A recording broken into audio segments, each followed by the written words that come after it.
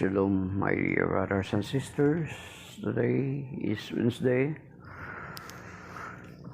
At narito po tayo ngayon sa araw-araw na pagbasa ng salita ng Diyos.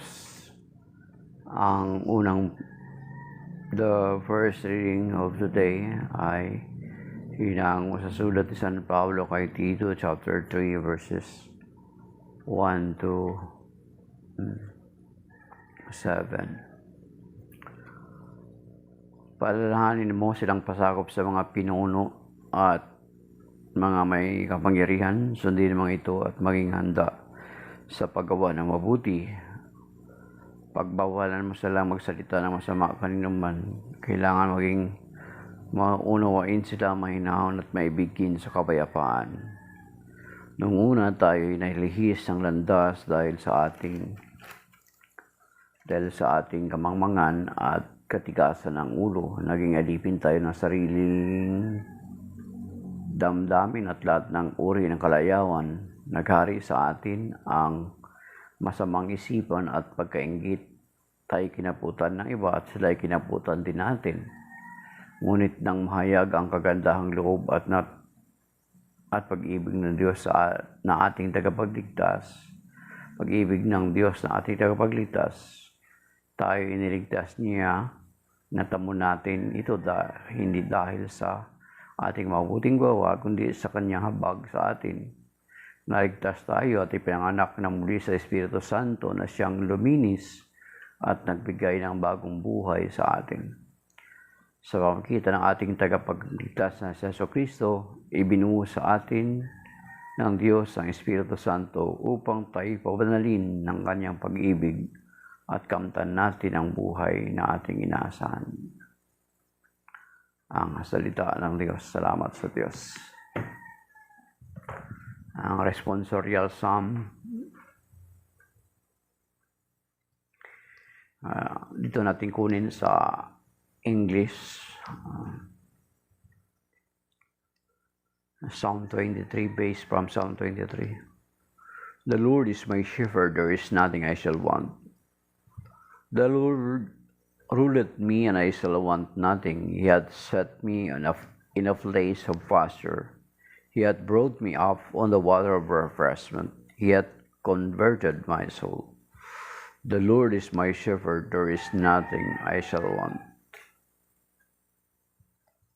He hath led me on the path of justice for his own sake. For though I should walk in the midst of the shadow of death, I will fear no evil, for thou art with me, thy rod and thy staff, they have comforted me. The Lord is my shepherd, there is nothing I lack, there is nothing I shall want. Thou hast prepared a table before me against them that afflict me. Thou hast anointed my head with oil, and my chalice which inebriated me. How goodly is it! The Lord is my shepherd, there is nothing I shall want. And the mercy will follow me all the days of my life, and that I may dwell in the house of the Lord unto the end of days. The Lord is my shepherd, there is nothing I shall want. Amen. Alleluia, alleluia. In all circumstances, give thanks, for this is the will of God for you in Christ Jesus. Hallelujah, hallelujah.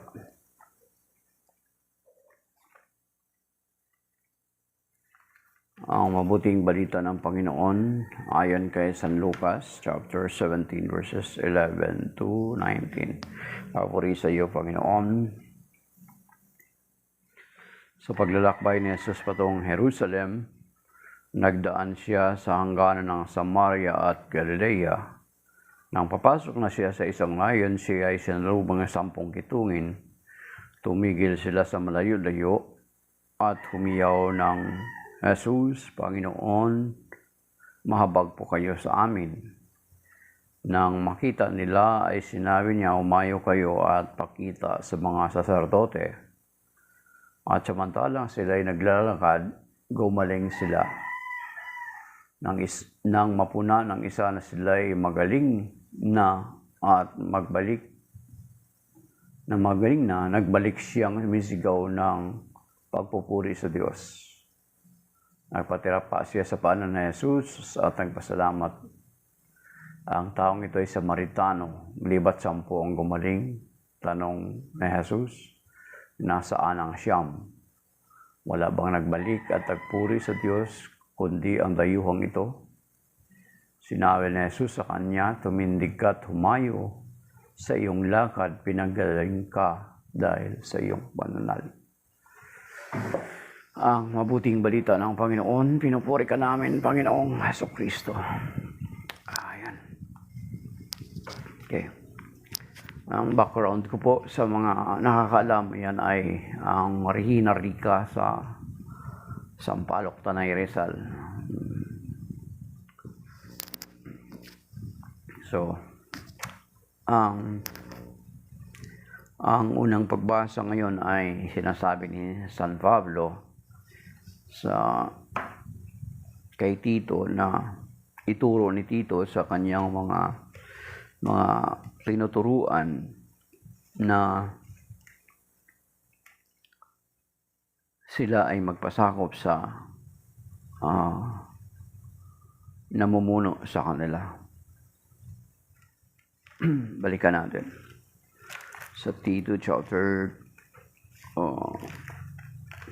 3, 1 to 7.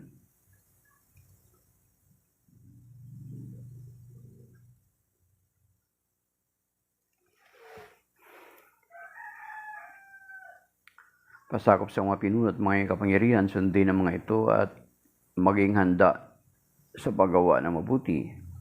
Pagbawalan mo silang magsalita ng masama. Kanino man, kailangan maging maunawain sila at maibigin sa kapayapaan. So, yan.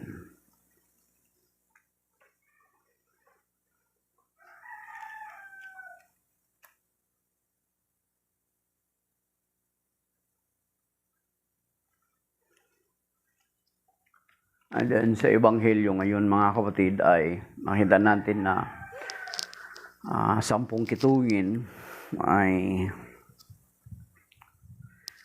pinagaling ng Panginoon along the way na papunta siya sa Jerusalem, doon sa border ng Samaria. At out of 10 ay isa lang ang bumalik at isang Samaritano. Alam naman natin ang kwento na ang part naman ng Samaria, mga kapatid, is still a part of Israel sa northern part. Kaso lang nung nagkaroon ng exile, na-deport itong mga Israelita papunta sa Babylonia.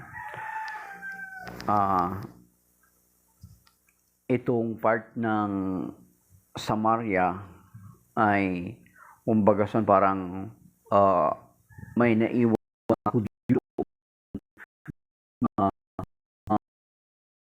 na pinatira doon at later on ay nagkaroon ng intermarriage itong mga taga Samaria sa mga hindi nila kalahi. At alam naman natin, kung babalikan natin ang Old Testament, they are being prohibited na mag-asawa sa mga foreigner. So kaya kung titingnan natin itong mga Hudyo ay hindi maganda yung kanilang pagtingin sa mga Samaritano. So kaya nga kung titingnan natin yung sa John chapter 4, ang Panginoong Jesucristo na nakipag-usap sa isang babaeng Samaritana, di ba question siya ng Samaritana na bakit siya nakipag-usap sa isang Samaritana? Because ang mga Hudyo ay hindi nakikitungo ng mabuti sa mga Samaritano. And then, kung titingnan natin ulit, doon sa kwento ng A Good Samaritan, yung famous story na A Good Samaritan, na yung Libita, yung sacerdote at saka yung Libita, iniwasan lamang nila yung binugbog, but ang tumulong pa ay ang isang Samaritano. Kasi nagtanong nga yung mga Pariseo kung sino ang aking kapwa. So, nagkwento ang Panginoon about the parable of a good Samaritan. na ang tumulong pa ay ang Samaritano. Then, dito makikita natin ulit na ang out of 10 na may mga kitong gumaling ang 10, isa lang ang bumalik sa kanya para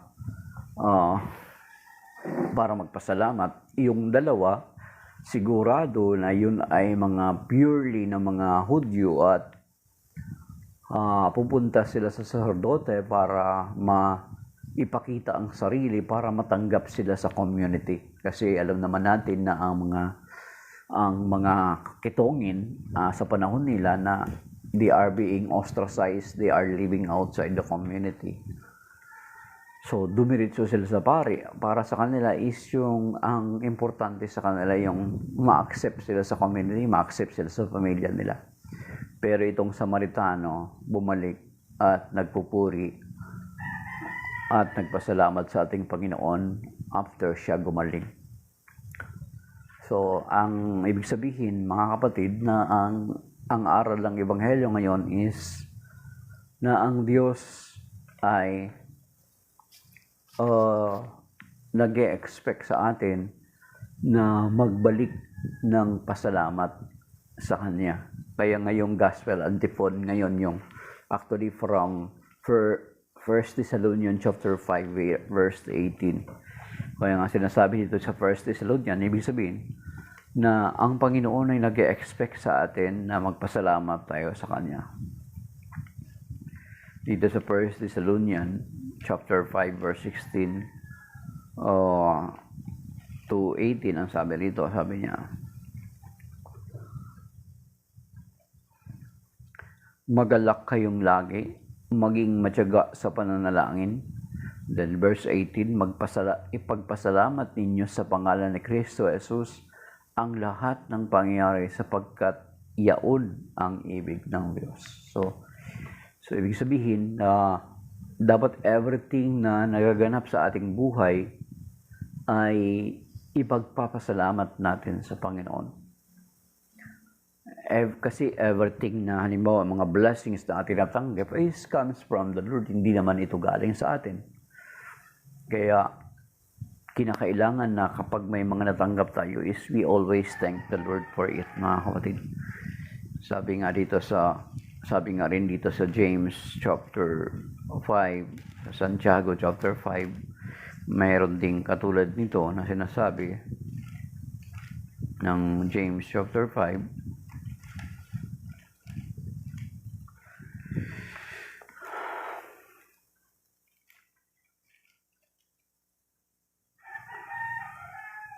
Verse 13 to 16. May tiisin ba ang sinuman sa inyo? Manalangin siya. May nagagalak, umawit siya ng papuri sa Diyos. Mayroon bang may sakit sa inyo? Ipatawag niya ang matatanda ng iglesia, may panalangin siya at pahira ng langis sa ngalan ng Panginoon. So you see, so in all circumstances, sabi niya, may tiisin ba? Manalangin. May nagagalak, umawit siya ng papuri sa Diyos. Mayroong may masakit sa inyo, ipatawag ang matatanda ng iglesia. Actually, dito nakalagay sa original nito is presbyteros, ibig sabihin yung mga pari. And then, upang ipanalangin siya at pahiran ng langis sa ngalan ng Panginoon, siya ay gagaling. Ang may sakit dahil sa pananalangin, may pananampalataya. Ibabangon siya ng Panginoon at patatawarin kung siya ay nagkakasala.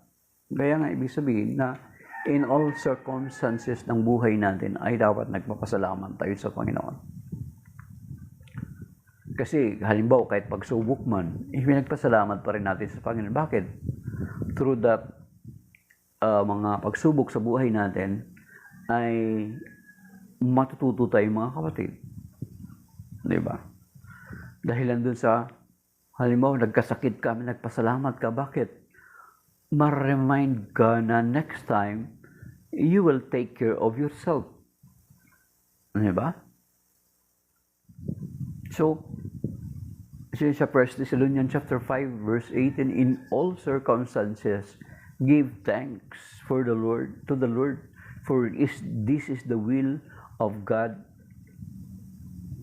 sa buhay natin. Yun sinasabi sa 1 Thessalonians chapter 5 verse 18. Kaya nga, ang sabi ng Panginoon, 10 ang gumaling. Bakit isa lang ang bumalik? Diba, mga kapatid? So, ibig sabihin, na nag-expect pala ang Panginoon ng ating pasasalamat. Kasi ang pagpapasalamat is pagkilala natin na ang mga bagay na natanggap natin ay mula sa Panginoon. Ang ating buhay, mga kapatid, ang ating mga ini-enjoy, ang ating mga natatanggap, ang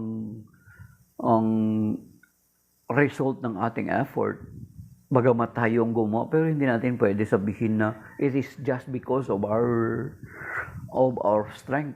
Dahilan sa ito'y kagagawan lamang natin. Hindi dahilan sa talagang pinagpaguran ko kasi ito eh. Talagang pinagtrabahuhan ko kasi ito eh. Kaya salamat sa iyo sarili ko.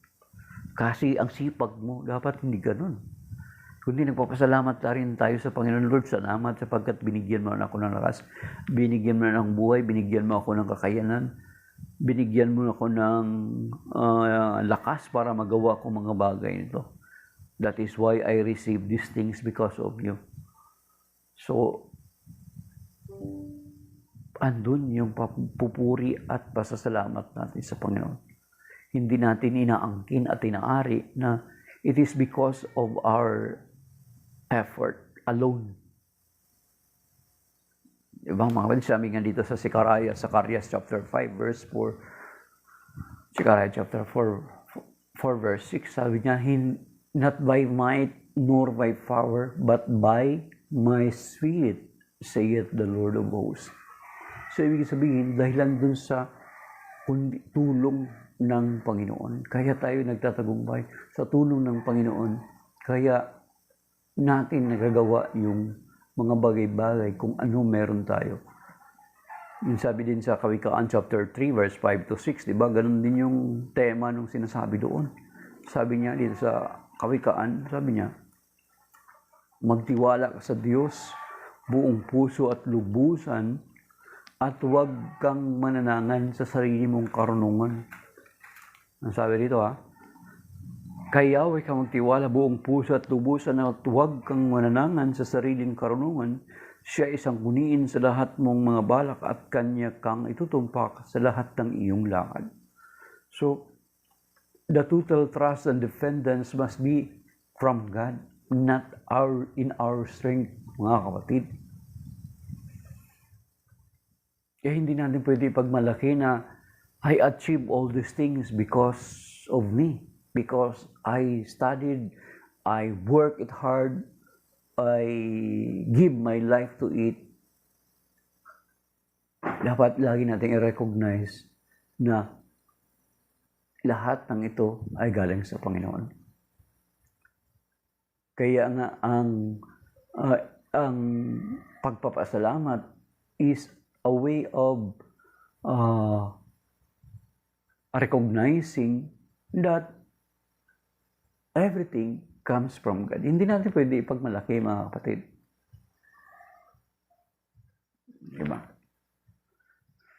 So yan yung ebanghelyo ngayon. At the same time, sinasabi ng Panginoon na sabi niya, humayo ka na at gumaling ka dahil sa iyong pananalig. Sa may mga karamdaman na humihingi ng panalangin, ng kagalingan sa Panginoon, is actually kung makikita nyo sa kasalukuyan, God continuously nagpapagaling pa rin ang Panginoon hanggang sa kasalukuyan. Pero there are times na ang kanyang pagpapagaling is instant, merong ganon, gradual, merong ganon, mga kapatid. Kasi kung instant, baka ang tendency kapag gumaling ka instantly, ay may tendency na babalik ka doon uli sa dati mong, babalik ka ulit doon sa naging pinaka-reason bakit ka nagkasakit. Kaya kung minsan makikita mo na may mga tao hindi na instant yung healing. There are people, of course, na instant, nagkakaroon ng mga instant healing. Maraming mga patutuon na yan, mga kapatid. Maraming mga testimony na dito sa atin or maging around the world. Katulad nitong ginawa sa Kitongin. Pero kung hindi ka galing ng instant or gradual yung healing mo, still may reason si Lord bakit ganun yung ginagawa niya. Kasi ang tendency kapag gumaling ka instantly, may tendency na babalik ka ulit doon sa reason kung bakit ka nagkasakit. Yan, mga kapatid. So, and isa sa requirement ng kagalingan is our faith, mga kapatid. Kung basahin natin dito sa New Testament, it was always associated with our faith, ang kagalingan natin. So, kinakailangan ma-establish yung ating pananampalataya sa Panginoon. Diba? Ang sabi niya nga ng Mark 11:24, diba? Kahit sabihin mong sa Mark 11:24, meron diyang tingnan niyo yung sinasabi, and then realize ko anong sabi niya. Kaya sinasabi ko sa inyo, anuman ang hingin ninyo sa pananalig kayong natanggap din niyo, yun at natatanggap nga ninyo. So if you ask healing, you are anticipating already na tinugon ka ng Panginoon. Kahit sabihin mong may sakit ka pa, you are believing already na pinagaling ka na ng Panginoon. Sinasabi niya at natanggap nga ninyo. So it requires faith, mga kapatid. Kinakailangan ng pananampalataya. Just other day, di ba na ano din natin, na-discuss din na sa Ebanghelyo, na sabi ng mga alagad, Panginoon, dagdagan mo ang aming pananampalataya. So, dagdagan mo ang aming pananampalataya, Panginoon, dagdagan mo ang aming pagtitiwala upang kami magkaroon ng gumaling. Kung nagkasakit ka man, sabihin mo sa Panginoon, Lord, alam ko na nagkasakit ako. It is because of me also. I neglect ko yung para sa sarili ko. Pinabayaan ko yung sarili ko, kaya ako nagkasakit. I abuse myself. I ask forgiveness. But I am asking that please forgive me. And once again, give me healing. Grant me healing. Yan. Yun yung sasabihin natin sa Panginoon. Okay. So, balikan natin ulit ang Ebanghelyo bago tayo magtatapos, mga kapatid.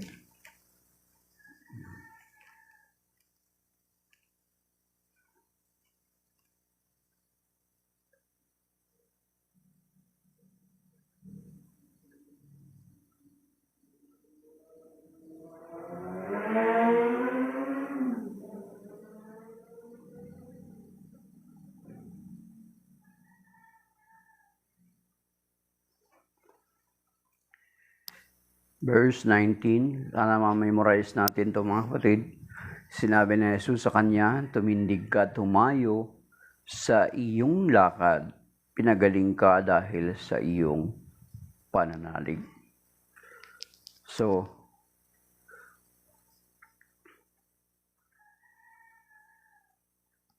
pananalig natin.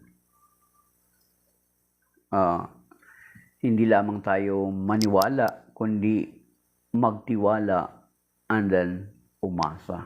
So, kailang tatlo na yan is magkakasama. Manalig, magtiwala, and then umasa. And then, kung hindi tayo kagyat na pagalingin ng Panginoon, He has the reason why. Because kung sakali man mga kapatid, hindi tayo pagalingin ng Panginoon, offer it to the Lord. Lord, itong pagkakasakit ko, itong sakripisyo ko, ay iniaalay ko sa iyo for the sake ng aking mga mahal sa buhay. Tinatawag na ministry of suffering. Yung sacrifices mo ay i-offer mo sa Panginoon for the sake of others, for the sake of your loved ones. Kasi mga kapatid, marami niyang napupuntahang, may mga nabibisita kami, mga may sakit. Kung sa tingin mo na hindi sila pagalingin ng Panginoon, Then, I encourage ko sila, sabi ko, offer that sacrifices to the Lord. Yan din naman yung sinasabi ng mga kaparian natin. Di ba sinasabi ng mga paring natin na yung ministry of suffering, offer that sacrifices for the Lord. Parang, Lord, itong pagsasakripisyo ko, itong sakit ko, iniaalay ko sa ikabubuti ng aking pamilya, sa conversion ng mga makasalanan. Yun yung sakripisyo mo sa Panginoon. Kung sa pagkakasakit mo ay nagkakaroon ka ng maraming panahon sa pananalangin, maybe you are not able to do anything ng mga bagay-bagay na nagawa mo dati, but your prayer can. Di ba mga kapatid, kahit sabihin mong may sakit ka, hindi ka na makagagawa ng mga bagay na magagawa mo before, then take that as an opportunity to pray. Yung hindi magagawa ng kamay mo ay magagawa ng pananalangin mo.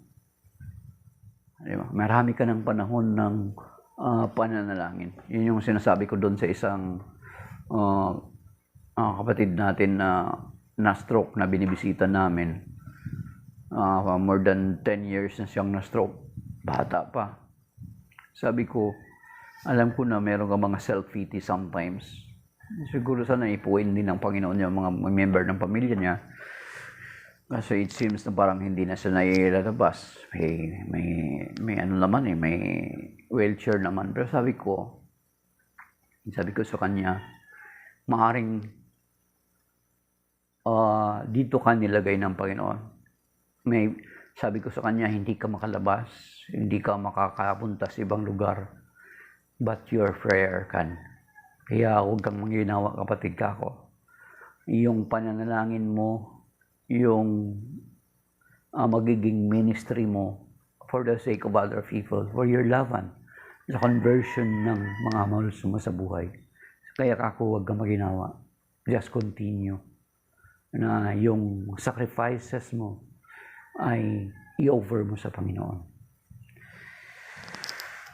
So maybe that is by now, mga kapatid, sa mga tao na nakakaranas ng karamdaman sa kasalukuyan,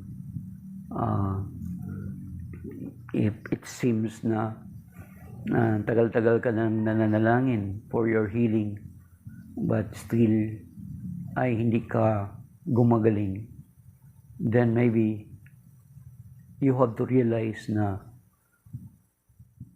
i-offer mo kay Lord yung sakripisyo mo for the sake of others, for the sake of your loved ones, for the conversions, or their conversions, and magiging i-convert mo yung panahon na hindi ka makagawa ng pananalangin.